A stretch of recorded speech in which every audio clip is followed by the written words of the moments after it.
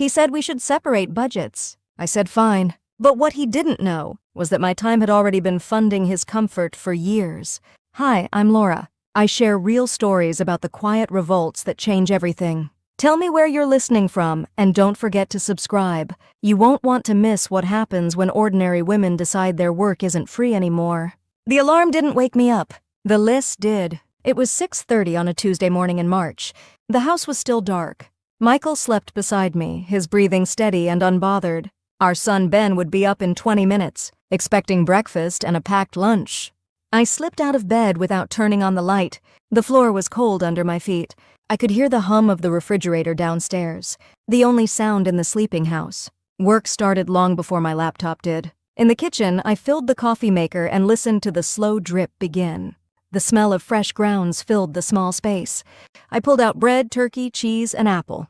Ben's lunchbox sat on the counter where I'd left it the night before. While the coffee brewed, I opened my phone. 3 client emails had arrived overnight. One was marked urgent, a logo revision needed by noon. Another asked if I could join a video call at 1. I glanced at the clock. It was 6:42. I made Ben's sandwich, added carrot sticks and a granola bar. I wrote a note on a napkin with a smiley face. He was 9 and still liked that. I zipped the lunchbox and set it by the door. My coffee was ready. I poured it into the blue mug I always used. The kitchen window showed the first pale light of morning. I stood there for a moment, holding the warm cup, steam rising between us. Then my phone buzzed. A text from Patricia, Michael's mother. "Laura, can you take me to Dr. Morris today? 2 p.m. Michael said you're free." I stared at the screen. I wasn't free. I had the logo revision due at noon and 2 other projects waiting. But Patricia didn't ask. She announced. And Michael had already promised her I would go. When did my time become everyone's to borrow? I typed back. Of course. I'll pick you up at 1:45. I set the phone down and took a long sip of coffee. It had already gone lukewarm. Ben came downstairs at 7. His hair stuck up in the back. He was wearing his favorite dinosaur shirt. I made him scrambled eggs and toast. The butter sizzled in the pan. He talked about a science project while I nodded and refilled his juice. Michael appeared at 7:30, already dressed for work. He kissed Ben on the head and grabbed his travel mug from the counter. I'd filled it earlier, added the cream and sugar he liked. "Thanks, babe," he said without looking at me. "Big meeting this morning. I'll be home late." He was gone before I could answer. The door clicked shut. The house felt quieter. He used to ask about my day. Now he assumed it was free. By 8:15, Ben was on the school bus. The house was mine again. I carried my laptop to the kitchen table and opened it. The screen took a moment to load. I looked at the time. I'd been awake for nearly 2 hours. I'd made breakfast, packed lunch, answered emails on my phone, confirmed Patricia's appointment, and prepared Michael's coffee exactly how he liked it. My workday hadn't officially started yet, but I'd already been working. I thought about Patricia's text. Michael said you're free.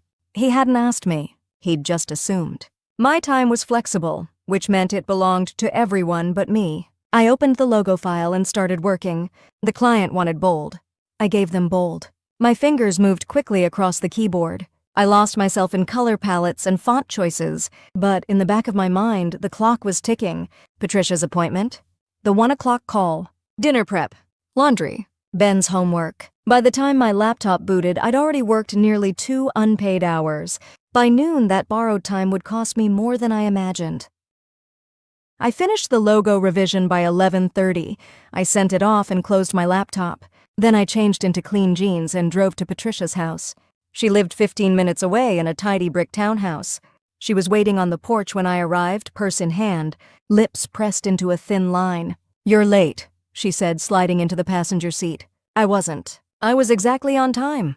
But Patricia measured punctuality by her own clock, one that always ran 5 minutes ahead of everyone else's. The drive to Dr. Morris took another 20 minutes. Patricia talked the entire way. Her bridge club, her neighbor's barking dog, a sale at Macy's. I nodded at the right moments and kept my eyes on the road. The appointment took longer than expected. Dr. Morris ran behind. We sat in the waiting room for 40 minutes. The air smelled faintly of disinfectant and floral perfume.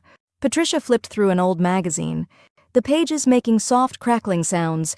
The air conditioning hummed overhead. I checked my phone. A missed call from the 1 o'clock client. A voicemail. I stepped into the hallway to listen. The client's voice was polite but final. They'd decided to go with another designer, someone more available. They were sorry for the short notice. $600. Gone. I deleted the voicemail and walked back to the waiting room. Patricia was still reading, completely unaware. She didn't look up. It wasn't just Patricia. Michael's sister, Denise, had made a habit of dropping off her 2 kids just for a few hours. Sometimes it was a dentist appointment, sometimes a yoga class. Sometimes she didn't even give a reason. "You're home anyway," she'd say, handing over diaper bags and juice boxes before disappearing. A few hours always turned into a full day. She'd pick them up after dinner, smiling like she was doing me a favor. It was the same with family gatherings. Whenever Patricia hosted one of her endless weekend lunches, I'd get a message that morning. "Laura, can you come early to help with the food?" It wasn't really a question. It never was. They called it family. But it felt like unpaid overtime. And every time I said yes, they took it as confirmation that I had no other plans, no deadlines, no work of my own. My flexibility had become their convenience. I traded invoices for errands. No one asked if that was fair. It was just expected. By the time we left the clinic, it was almost 4. I dropped Patricia at her house. She thanked me quickly and disappeared inside. No offer of gas money, no acknowledgement of my time. I drove home in silence. The sun was starting to set. The sky turned orange and pink. It was beautiful, but I barely noticed. How long had I been working off the books? At home, I started dinner. Chicken, rice, roasted vegetables. The smell of garlic and olive oil filled the kitchen. Ben did his homework at the kitchen table while I chopped onions. Michael came home at 6, exactly when he said he would. We sat down to eat. Ben talked about his day. Michael checked his phone between bites. I served everyone, refilled drinks, cleared plates. Michael looked up from his phone. "Mom called earlier. She said you were really helpful today." I nodded. I waited for him to thank me. He didn't. "You worry too much about work," he said instead, reaching for more rice. I didn't answer. The clock on the wall did. It kept ticking, counting every minute I gave away. After dinner, I loaded the dishwasher. Michael took Ben upstairs for bath time. I could hear them laughing, splashing water. It was a nice sound. But I wasn't part of it. I wiped down the counters, put away leftovers, checked my email. Another project inquiry. Another deadline. Another chance to prove my work mattered. But it didn't matter. Not to them. My income was irregular, so it didn't count. My schedule was flexible, so it was disposable. My work happened at home, so it was invisible.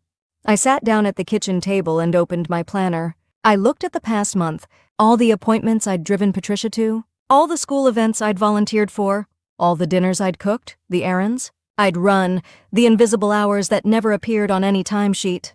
No one noticed. But the clock did. The house was calm. Ben was in bed. Michael was watching TV in the living room. Everything looked peaceful, normal, fine. But inside me, something started counting. 2 days later, Michael came home with groceries. He set the bags on the counter with a satisfied smile. I was at the kitchen table finishing a design mock-up for a client.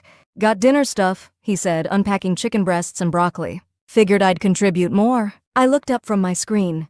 The light from the window was fading. The kitchen felt smaller somehow. He leaned against the counter, arms crossed.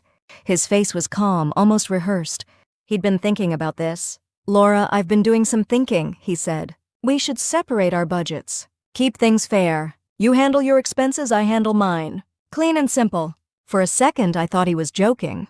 I actually waited for the punchline, the smirk, the just kidding. It didn't come. My chest went cold first, then hot. The kind of heat that starts in your throat and has nowhere to go. Fair.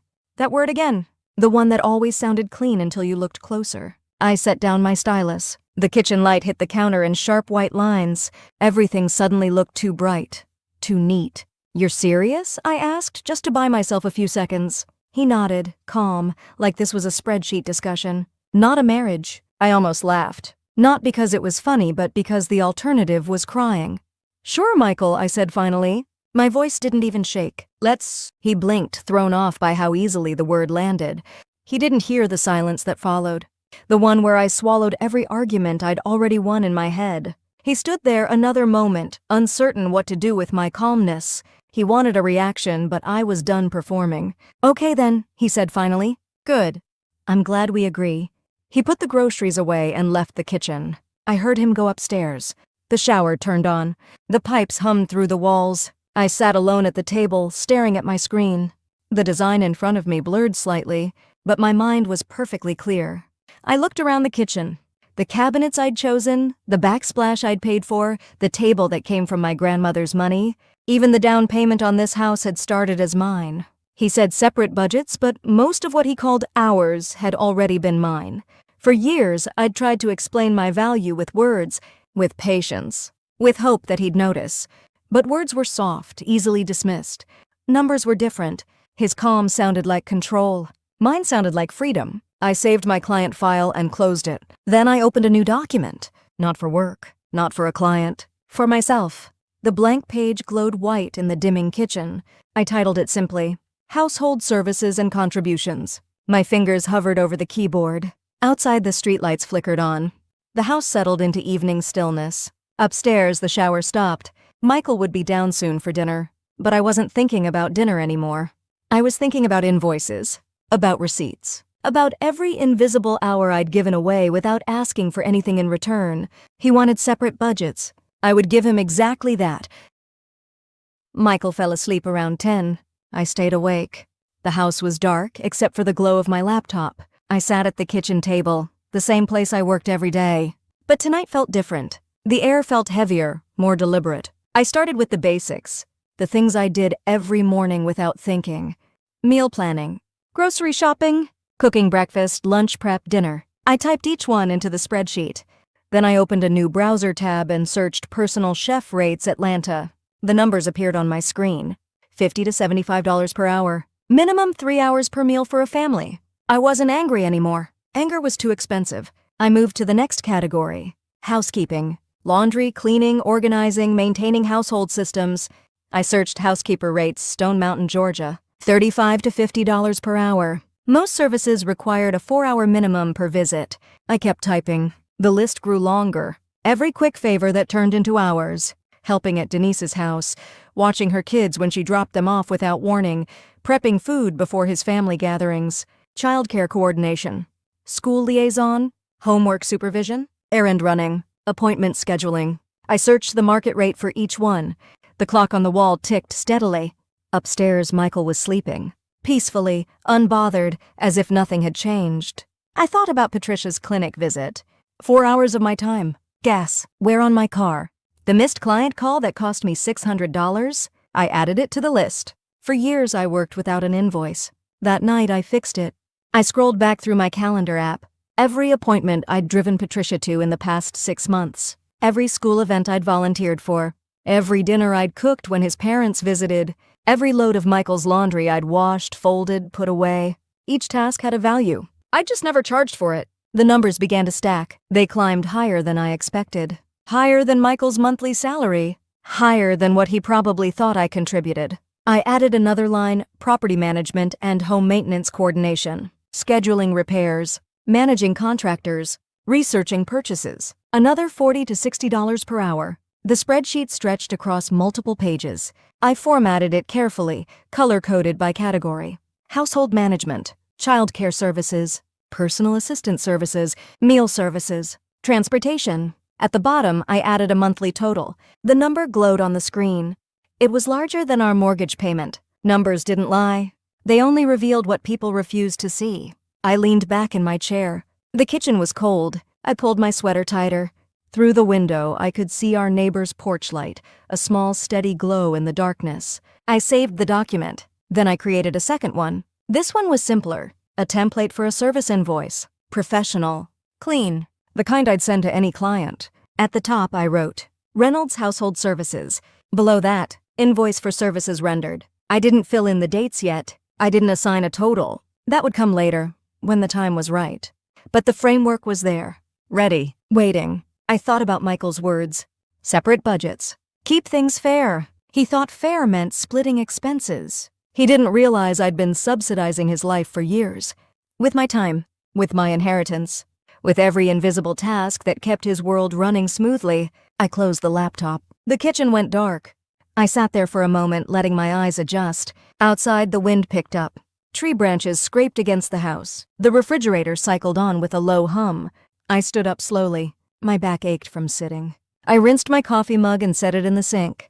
Then I walked upstairs. Michael was asleep on his side, one arm tucked under the pillow. He looked peaceful. Unaware, I climbed into bed beside him. The sheets were cool. I pulled the blanket up to my chin and stared at the ceiling.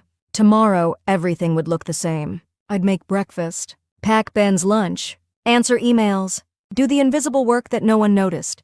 But something had shifted. The counting had begun. By morning, I knew exactly how to balance our accounts. The next morning started like any other. I woke at 6:30, made coffee, packed Ben's lunch with the same dinosaur napkin note. Michael came downstairs at 7:15. He poured himself coffee from the pot I'd made. Ben sat at the table eating cereal. I waited until Michael sat down. Then I placed a white envelope next to his coffee mug. He looked at it, then at me. "What's this?" "Open it," I said. He picked up the envelope. The paper was crisp, professional. Inside was a single printed page. At the top, in the same font I used for client work, it read, Reynolds Household Services. Below that, invoice for services rendered, March 2025. Michael stared at it. His eyes moved down the page. Meal planning and preparation, household management, childcare coordination, personal assistant services, errand and transportation services, and new this time, family event support and emergency childcare, the things no one ever calls work. Each line had hours listed. Each hour had a rate. At the bottom was a total. His face went through stages. First, a small smile like this was a clever joke. Then confusion as he read the numbers more carefully. Then something harder to read. "What is this, a joke?" he asked. "No," I said. "It's the balance sheet you asked for." He set the paper down. Picked it up again. "Read it a second time." I didn't raise my voice. I raised the numbers. "Laura, come on," he said. His tone was measured, careful. "This is ridiculous. You can't charge me for cooking dinner." "Why not?" I asked. "You wanted separate budgets. This is my budget contribution. You can verify every rate online." Ben looked between us, sensing tension he didn't understand. I smiled at him. "Finish your cereal, sweetie." Michael lowered his voice. "These are things we do for each other, as a family." "You're right," I said. "They are. And I've been doing most of them. For free." The kitchen clock ticked. Outside, a garbage truck rumbled past. Michael's coffee sat untouched, steam rising in a thin line. He wanted proof. So I gave him receipts. "The rates are conservative," I continued. "Market average for Atlanta. I didn't include the time I spend managing our finances or the work I lost taking your mother to appointments, or the weekends Denise dropped off her kids, or the afternoons I spent prepping your family's gatherings." His jaw tightened. "You're seriously billing me for helping my mother?" "No," I said. "I'm showing you what my time is worth, what it's always been worth." I stood up and refilled my coffee. My hand was steady. I'd practiced this moment in my mind a dozen times during the night. Michael looked at the invoice again. His finger traced down the columns. I could see him doing the math, comparing the total to his monthly salary. The number was larger. "This can't be right," he said quietly. "Every line is documented," I replied. "I can show you my research, the spreadsheet, the calendar entries." Ben finished his cereal and took his bowl to the sink. I helped him with his backpack. We walked to the door together. The bus would arrive in 5 minutes. When I came back, Michael was still at the table. The invoice lay in front of him like evidence at a trial. "I didn't know," he said. "I know," I replied. "But you never asked to know. And that's what made the work invisible." He looked up at me. His eyes were different now, uncertain. "What do you want me to do with this?" "Nothing," I said. "I just wanted you to see it, to understand what separate budgets really means." I picked up my laptop and walked to my office. Behind me, I heard him exhale slowly. The chair scraped against the floor. He stared at the total. For once, he was the one doing the math. That evening, the house was quiet. Ben was at a friend's house for dinner. Michael came home early. He found me in the kitchen preparing a salad, just for myself. He noticed. "Can we talk?" he asked. I nodded. We sat at the table. The invoice was gone, but its presence lingered. Michael spoke carefully. "I've been thinking about this morning, about the numbers." I waited. I didn't help him. "I had no idea," he continued, "how much you were doing, how much it all added up to." His voice was softer than usual. He wasn't defending himself. He was admitting something. "I thought I was contributing fairly," he said. "I make a good salary. I pay the mortgage.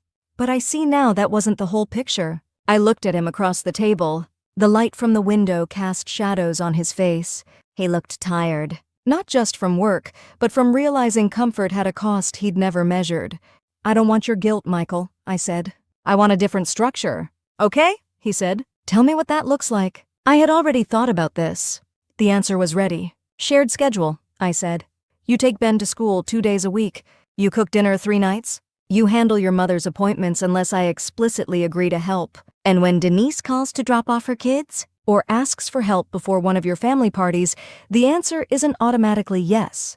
He nodded slowly. "Financial transparency," I continued. "All household expenses split according to actual contribution, not assumption." "Agreed," he said. "And boundaries with Patricia," I added. "My time isn't automatically available.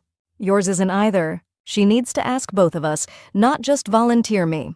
Michael exhaled. "That one will be hard. But yes, I wasn't looking for another apology cycle. I wanted a contract." He pulled out his phone and opened a notes app. "Let me write this down. I want to get it right." I watched him type. His fingers moved slowly, deliberately. When he finished, he looked up. "I'm proposing we create a shared budget," he said. "Equal allocations, equal decision-making. And I'll start tracking my household hours, too." It wasn't perfect, but it was a beginning. "Okay," I said. "We can try that." "I'm sorry," he said, "for not seeing you, for taking you for granted. Respect doesn't start with apology. It starts with division of labor." "I appreciate that," I replied. "But I need to see the change, not just hear it." He nodded. "Fair." I stood and walked to my office. I came back with a printed sheet. At the top, it read, "Time allocation and household tasks." Half the page was filled with my tasks from the spreadsheet. The other half was blank. "Fill in what you'll commit to," I said. "Be realistic. I'd rather have 3 things you actually do than 10 you promise." He took the paper. He studied it for a long moment. Then he started writing. I watched him work. The pen moved across the page. He was taking it seriously. When he finished, he slid it across the table. I read his list. School drop-offs Tuesday and Thursday. Dinner Monday, Wednesday, Friday. Yard maintenance. Car maintenance coordination. Weekly grocery run. And at the bottom, almost hesitantly, he'd added help with family events. Coordinate with Denise, not Laura. It was less than half of what I did, but it was more than he'd ever committed to before. "This is a start," I said. "I know I have a long way to go," he said.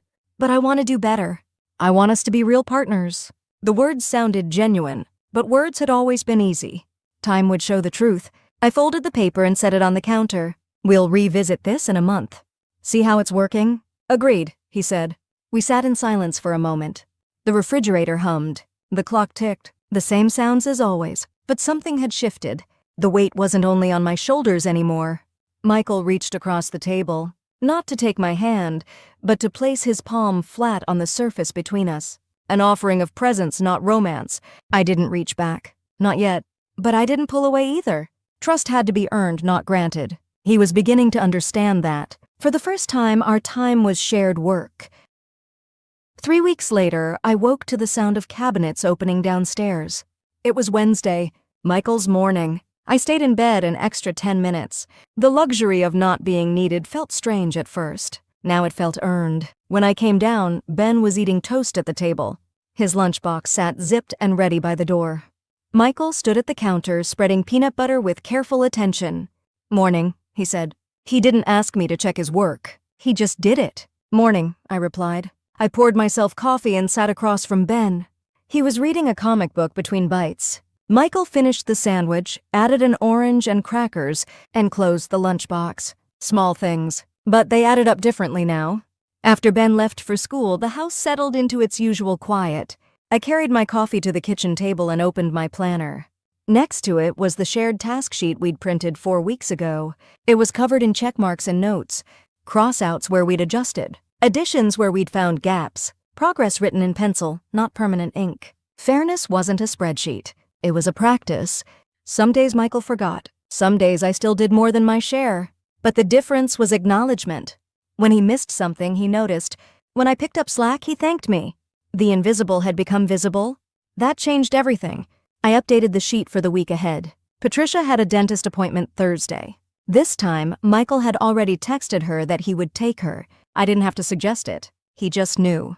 And when Denise texted that morning asking if I could watch her kids, for just an hour, Michael answered first, "Not today." The message was simple, but it felt like a border being drawn. My phone buzzed. A new client inquiry. I opened my laptop and replied. My work had space to breathe now. I'd taken on 2 new projects this month. Both paid well. Around noon, Michael called. Do you need me to pick up Ben today? No, I said. You did yesterday. Your turn to rest. Okay, he said. Thanks. It was a small exchange, but it represented something larger. We were building a rhythm that included both of us. That evening, we cooked dinner together. Not side by side in some romantic gesture, but in shifts. He handled the chicken. I made the salad. Ben set the table without being asked. We ate and talked about ordinary things, school projects, work deadlines, weekend plans. The conversation felt lighter, less loaded with unspoken resentment. After dinner, Michael cleared the plates. I helped Ben with homework. Later, we sat on the couch with separate books. The TV stayed off. Peace didn't mean stillness. It meant balance. It also meant knowing balance needed maintenance, that it could tilt again if we stopped paying attention. Before bed, I passed through the kitchen. 2 coffee mugs sat side by side on the counter. Mine and his, both empty, both waiting for tomorrow. I rinsed them and set them in the dish drainer. Through the window, the moon hung low and bright. The clock on the wall ticked its steady rhythm. We weren't perfect, but we were finally on the same clock. I turned off the light and went upstairs. Michael was already in bed, reading. He looked up when I entered. Good day? He asked. Good day, I said. I climbed in beside him. The sheets were cool. The room was quiet. Outside, the wind moved through the trees with a sound like breathing. I closed my eyes. Tomorrow would bring more tasks, more negotiations, more small adjustments. But tonight, I felt something I hadn't felt in years. Rest. And this time, it felt shared. If this story made you think about how we count our own time, hit the like button and subscribe for more stories like this. Share it with someone who might need a reminder that their work, paid or not, has value. Because the first step toward being seen is learning to count what others overlook. Thanks for listening.